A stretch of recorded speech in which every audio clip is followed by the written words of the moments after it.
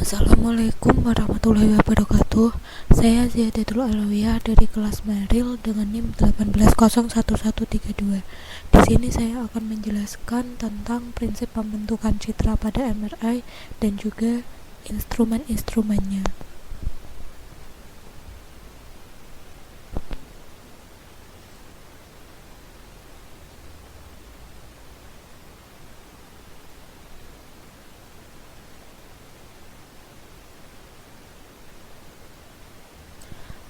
MRI atau Magnetic Resonance Imaging adalah suatu teknik pencitraan yang menghasilkan citra potongan melintang objek yang dengan memanfaatkan medan magnet dalam pembentukannya.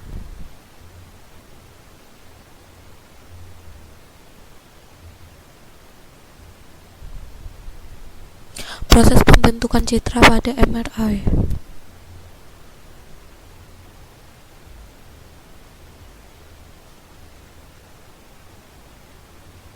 Tubuh manusia tersusun dari sistem organ, dan penyusun tubuh manusia yang paling kecil adalah atom. Tubuh manusia 63% tersusun dari atom hidrogen.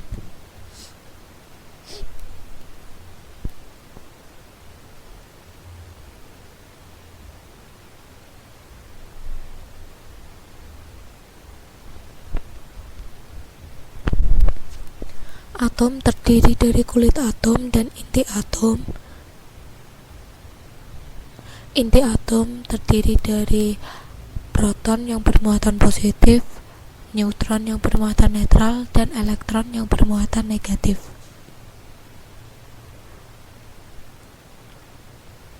Nah, dalam proses pembentukan citra MRI berfokus pada proton yang menjadi objek dalam pemeriksaan, karena proton bersifat stabil dan berotasi.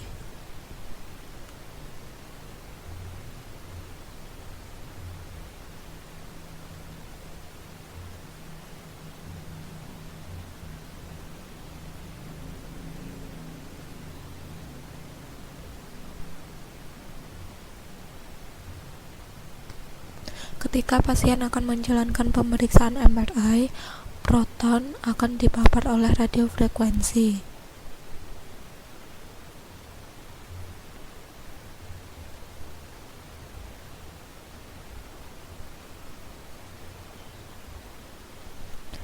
Dan radiofrekuensi akan berubah arah 90 derajat sambil melakukan gerakan presisi.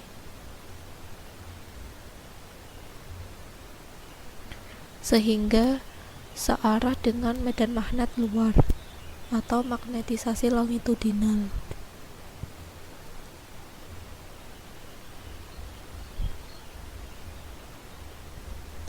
Ketika radiofrekuensi dimatikan,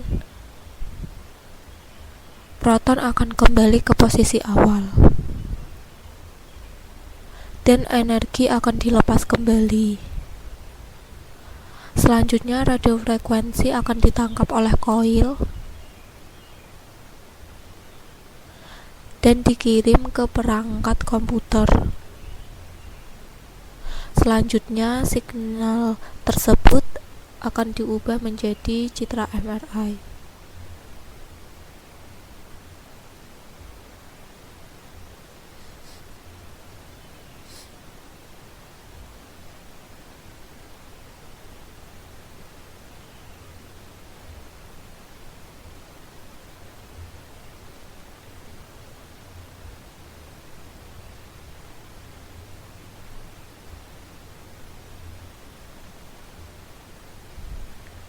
Proton mempunyai arah magnetisasi MXY saat diberi frekuensi, dan dalam proses kembali nilai MZY dan MZ akan berubah. Contoh, arah magnetisasi transversal akan menurun dan arah magnetisasi longitudinal akan naik.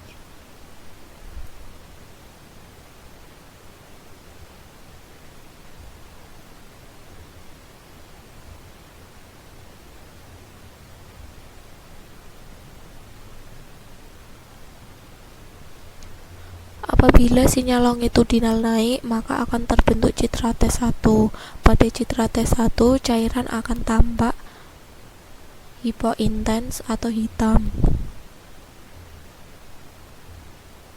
Hal ini disebabkan karena munculnya magnetisasi longitudinal.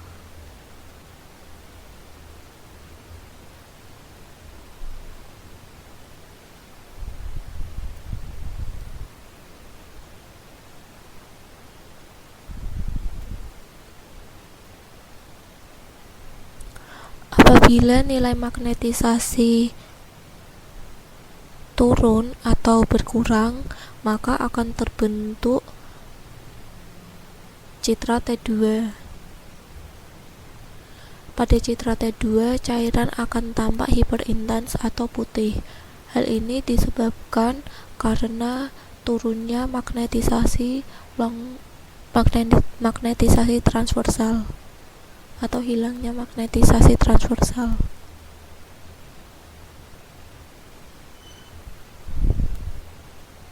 Sekarang instrumen-instrumen pada MRI. Yang pertama yaitu magnet. Magnet fungsinya untuk menghasilkan medan magnet.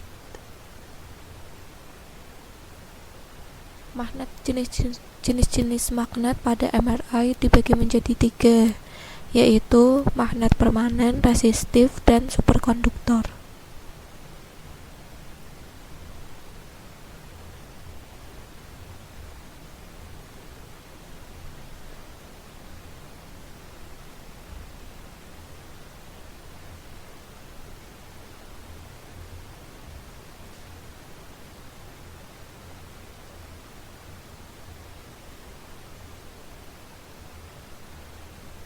Yang pertama yaitu magnet permanen. Medan magnet dihasilkan oleh beberapa lapis ferromagnetic ceramic bridge yang telah di-charge dengan sebuah elektromagnet. Kuat medan magnet terbatas sampai 0,3 Tesla. Desain dapat tertutup atau berbentuk huruf C. Pada magnet permanen ini mempunyai homogenitas yang tinggi.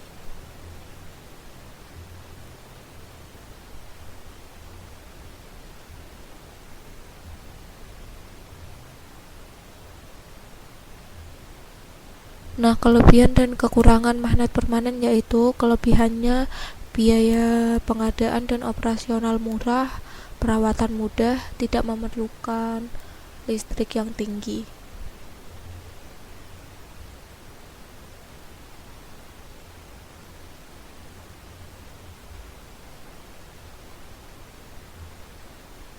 Kekurangannya hanya mampu menghasilkan medan magnet yang relatif kecil, yaitu 0,3 Tesla. Terus menghasilkan kualitas citra yang lebih rendah,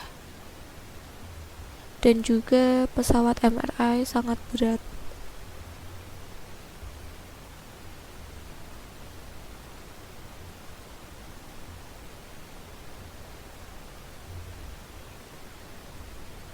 Yang kedua itu magnet resistif. Medan magnet terbuat dari lilitan kawat besar yang dialiri. Magnet resistif dibagi menjadi 2, yaitu air core dan iron core. Air core itu inti udara dan iron core itu inti besi.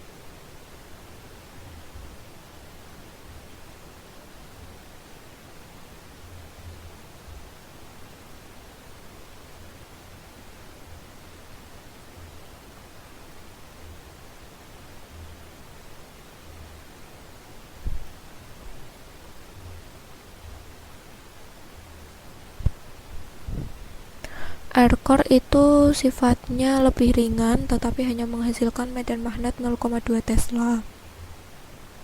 Membutuhkan listrik yang lebih tinggi dibanding iron core, tapi dapat dimatikan apabila tidak digunakan. Yang kedua yaitu iron core. Iron core itu gabungan antara magnet permanen dan iron core. Inti magnet digunakan untuk memperkuat medan magnet yang dihasilkan. Sama seperti air core, memerlukan banyak power listrik dan air pendingin.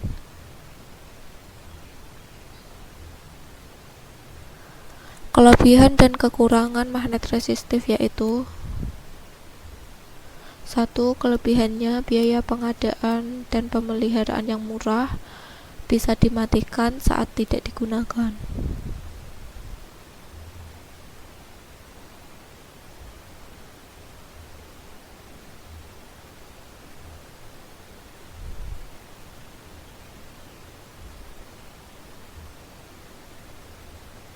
Kekurangannya yaitu memerlukan listrik yang tinggi, medan magnet yang dihasilkan relatif kecil sampai sedang, memerlukan pendingin, dan juga medan magnet tidak stabil.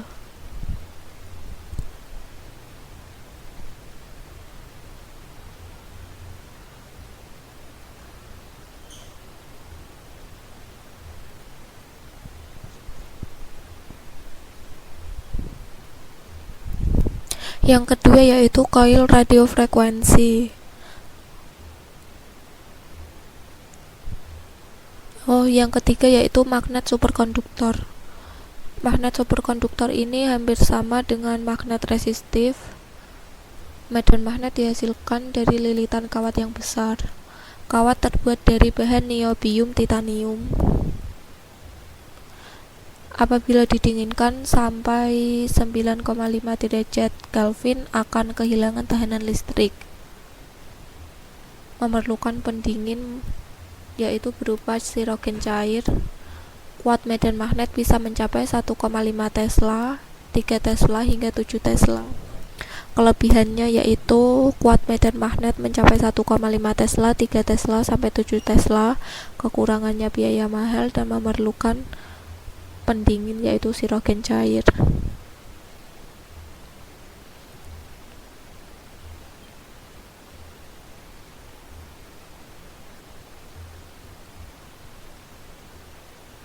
Yang kedua yaitu koil radiofrekuensi. Koil radiofrekuensi itu suatu perangkat yang digunakan untuk mengirim dan menerima radiofrekuensi. Jenis koilnya itu berdasarkan jenis pemeriksaan, misal koil kepala, koil vertebre, koil keni, dan lain-lain.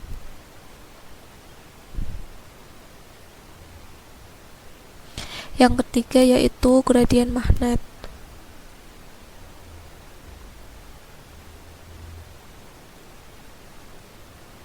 Gradien magnet merupakan perangkat pada pesawat MRI yang digunakan untuk menghasilkan gradien medan magnet. Biasanya digunakan untuk menentukan irisan pada proses pengambilan data.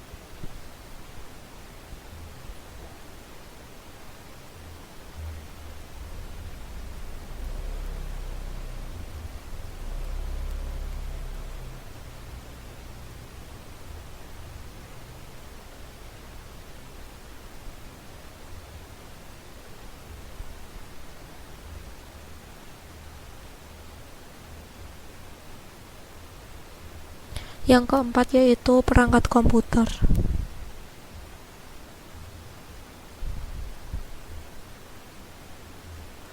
Perangkat komputer itu digunakan untuk sebagai pengaturan parameter dan pengambilan data, dan juga untuk input data pasien, dan juga digunakan sebagai image rekonstruksi.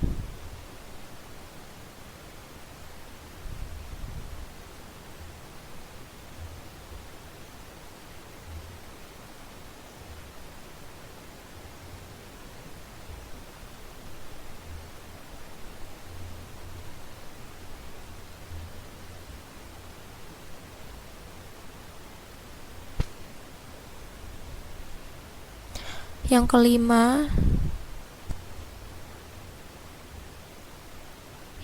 yaitu patient handling system.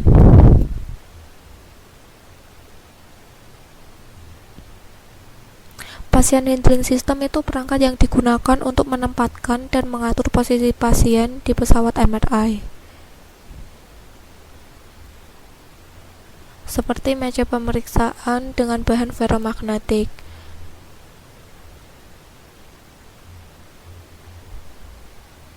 Dibutuhkan juga perangkat tambahan untuk keamanan dan kenyamanan pasien seperti earplug, karena pada pemeriksaan MRI itu sangat bising sekali, dan juga diperlukan bel dan juga alarm pasien. Apabila ada terjadi sesuatu yang tidak diinginkan, maka pasien tinggal memencet tombol alarm tersebut. Sekian penjelasan dari saya. Apabila ada salah kata dan penjelasan yang kurang jelas, mohon dimaafkan. Wassalamualaikum warahmatullahi wabarakatuh.